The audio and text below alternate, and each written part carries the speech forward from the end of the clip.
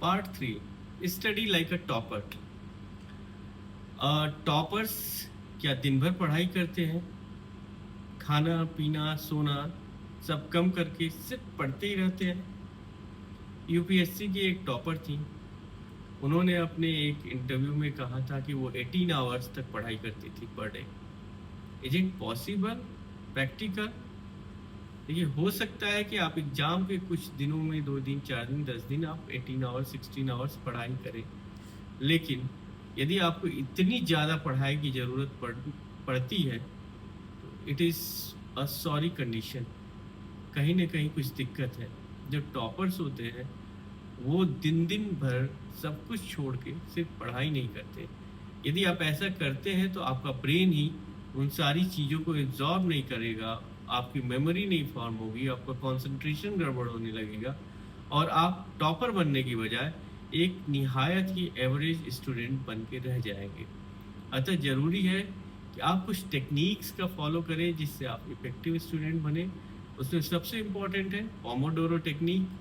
हालांकि पोमोडोरो हटा दीजिए, सिंपल सा है कि आप 20-30 मिनट्स का एक स्टडी पैक बनाइए। आपने 20 मिनट या 30 मिनट पढ़ा, 2-4 मिनट का ब्रेक लीजिए, फिर उसके बाद आप 20-30 मिनट पढ़िए।